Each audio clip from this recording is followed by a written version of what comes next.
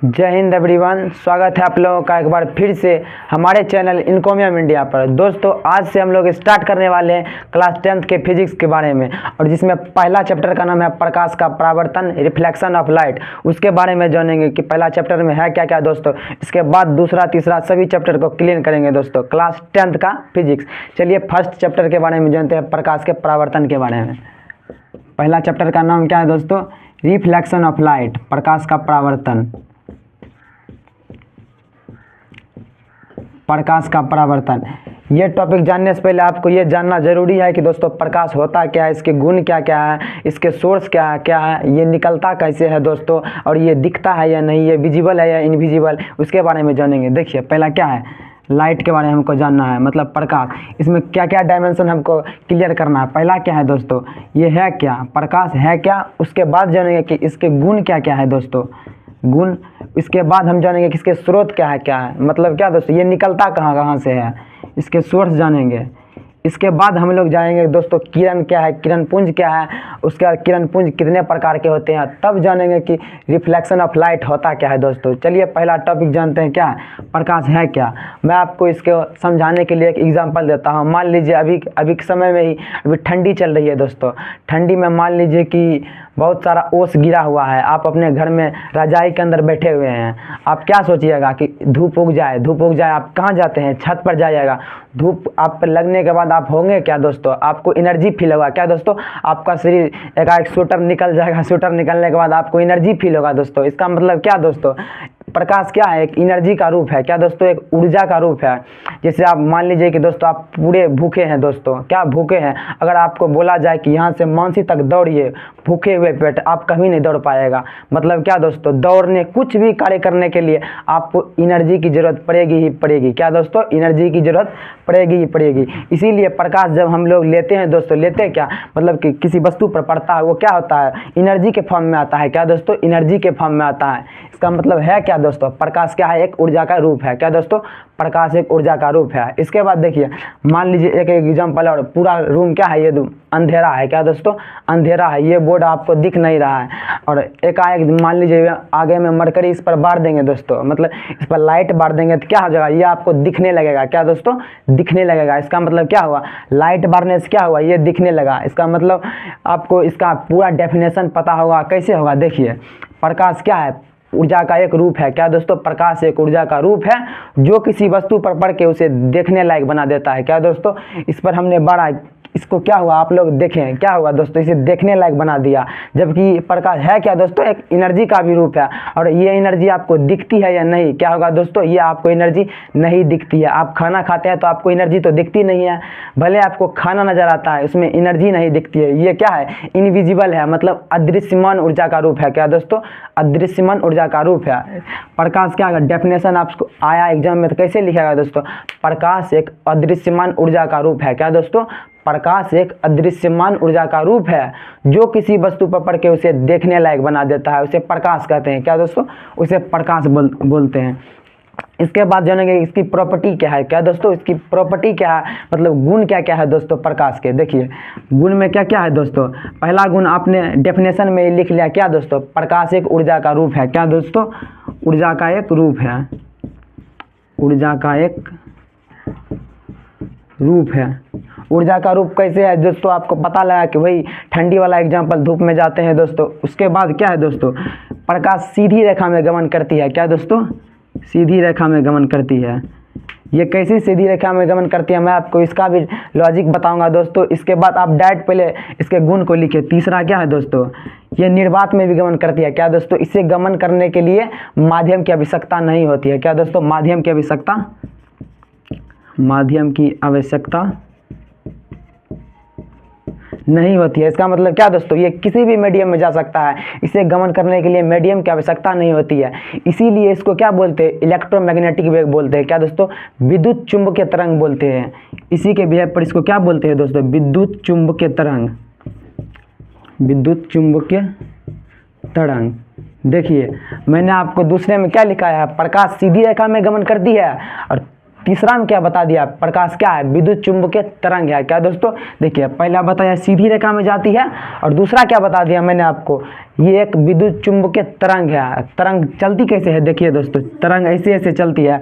और आपका सवाल आना चाहिए कि आपने ऊपर बताया कि सीधी रेखा में चलती है और नीचे बताया एक तरंग है। तरंग तो ऐसे स्ट्रिंग टर्क के रूप में चलती है, मतलब ऊपर नीचे के रूप में चलती है। ये होगा कैसे, देखिए दोस्तों, मैं आपको बताऊंगा कि जैसे देखिए इसको हम मापेंगे, ये क्या है दोस्तों, तरंग है। और तरंग के इन स्ट्रिंग के दोनों बीच की दूरी को क्या बोलेंगे, इसको बोलते हैं दोस्तों तरंग दैर्ध्य। क्या दोस्तों, तरंग दैर्ध्य।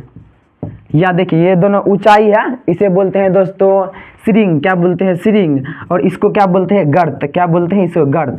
दो गर्तों के बीच की दूरी या दो श्रिंगों के बीच की दूरी, इसको क्या बोलते हैं, तरंग दैर्ध्य बोलते हैं। क्या दोस्तों, तरंग दैर्ध्य। वो भी तरंग में दो श्रिंग और दो गर्तों के बीच की दूरी को क्या बोलेंगे, तरंग दैर्ध्य बोलेंगे। देखिए, और तरंग दैर्ध्य का मात्रक क्या होता है, देखिए तरंग दैर्ध्य का मात्रक इसका होता है मात्रक एंगस्ट्रम। दोस्तों क्या होता है, एंगस्ट्रम। एंगस्ट्रम का मान कितना होता है, 10⁻⁻10। अब यहीं से जानिए, देखिए इसका मान क्या होता है, 10⁻⁻10। और इसको क्या लिख सकते हैं, देखिए 10⁻⁻10 को आप ऐसे लिख सकते हैं 1/10⁻10। क्या लिख सकते हैं दोस्तों, 1/10⁻10। मान लीजिए एक यही स्केच लीजिए दोस्तों, मैंने आपको बोला इसका 10 टुकड़ा करना है, मतलब 10 टुकड़ा करना है। आप कैसे करिएगा, तोड़ मरोड़ के 10 भागों में बांट दीजिएगा। उसी प्रकार मैं आपको, मान लीजिए ये बोर्ड है, इसको बोलूँगा कि 200 टुकड़ों में तोड़ देने के लिए, तो आप कैसे तोड़िएगा, कैसे कैसे कर क्या करिएगा, 200 टुकड़ों में तोड़ दीजिएगा। उसी प्रकार मान लीजिए 1 मीटर की ये छड़ी है। क्या दोस्तों 1 मीटर की ये छड़ी है। मैंने आपको बताया इसको कितना भागे में तोड़ना है, 10⁻10। 10⁻10 मतलब जानते हैं दोस्तों, 10 × 10 × 10 × 10 मतलब कितना दोस्तों, अरबों भागों में। क्या दोस्तों, इसका एक का क्या है, अरबवां भाग है। क्या, अरबवां भाग है दोस्तों।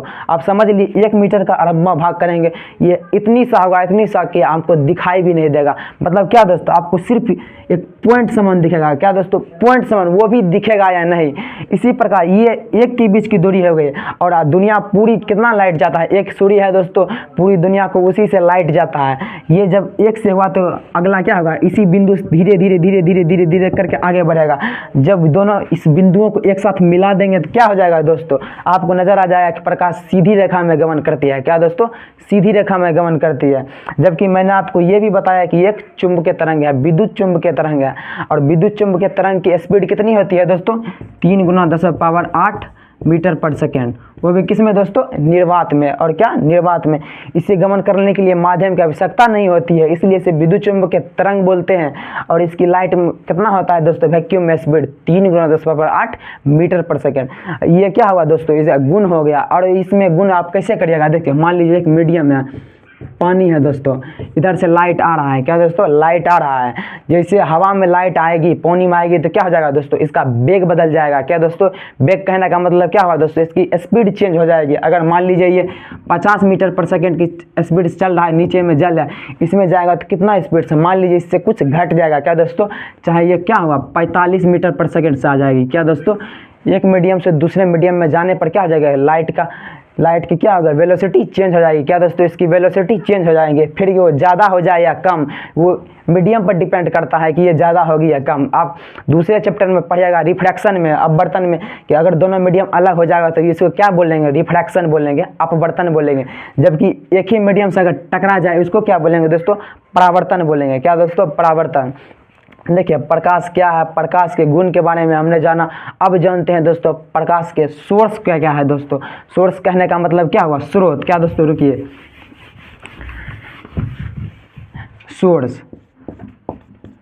सोर्स का मतलब क्या हुआ दोस्तों, स्रोत। क्या दोस्तों, स्रोत। देखिए स्रोत कहने का मतलब क्या हुआ दोस्तों, एक वैसी वस्तु, कुछ भी चीज़ जहाँ से लाइट निकलती हो। जैसे आप जहाँ पर बैठे हैं दोस्तों, आपके घर में लाइट लगा होगा, बल्ब लगा होगा, मरकरी लगा होगा, या आप मोबाइल का टॉर्च जलाते हैं, वहाँ से क्या होता है, लाइट जनरेट होती है। क्या दोस्तों, लाइट उत्पन्न होता है, उसको क्या बोलेंगे दोस्तों, लाइट बोलेंगे। क्या दोस्तों, लाइट बोलेंगे। सोर्स क्या होगा, जिस वस्तु से प्रकाश निकलती है, उसे प्रकाश निकालने की क्षमता होती है, उसी को क्या बोलेंगे, सोर्स ऑफ लाइट बोलेंगे। क्या, प्रकाश के स्रोत। और प्रकाश के स्रोत है कौन कौन दोस्तों, देखिए प्रकाश के स्रोत 2 प्रकार के होते हैं, एक प्राकृतिक स्रोत, एक कृत्रिम स्रोत। देखिए एक प्राकृतिक स्रोत, एक कृत्रिम स्रोत। क्या दोस्तों? कृत्रिम स्रोत। प्राकृतिक स्रोत का मतलब क्या हुआ दोस्तों? एक वैसा स्रोत जिसे भगवान ने बनाया है। कहने का मतलब क्या दोस्तों? भगवान ने ही बनाया है और उससे क्या लाइट हमें मिलती है। जैसे एग्जाम्पल में क्या आ जाएगा प्राकृतिक में दोस्तों? जैसे सूर्य, क्या आ जाएगा? सूर्य, उससे आपको लाइट मिलती है। रात में चंद्रमा, क्या दोस्तों? चंद्रमा। उसी रात में क्या होगा? तारे। क्या दोस्तों? ये तारे। ये क्या है दोस्तों? प्राकृतिक स्रोत है लाइट उत्पन्न करने के। जबकि कृत्रिम स्रोत कौन कौन से हैं? देखिए, आप कृत्रिम स्रोत आपके रूम में ही पता चल जाएगा। बल्ब, आप बर्थडे में यूज करने वाले मोमबत्ती, कहीं भी यूज करने वाले क्या हो जाए दोस्तों? मोमबत्ती, मरकरी, कुछ भी, मोबाइल का टॉर्च। आप जैसे कृत्रिम वस्तु जो लोगों ने बनाया उसे क्या बोलेंगे? कृत्रिम स्रोत बोलेंगे। जो जिसे भगवान ने बनाया उसे क्या बोलेंगे दोस्तों? प्राकृतिक स्रोत बोलेंगे। क्या? प्रकाश क्या है? प्रकाश के गुण, प्रकाश के स्रोत हमने जाना। इसके बाद हम जानेंगे प्रकाश के स्रोत में दोस्तों आपने दो वस्तु और का नाम सुना होगा, जैसे दीप्तमान वस्तु, अदीप्तमान वस्तु। क्या दोस्तों? दीप्तमान वस्तु, एक अदीप्तमान।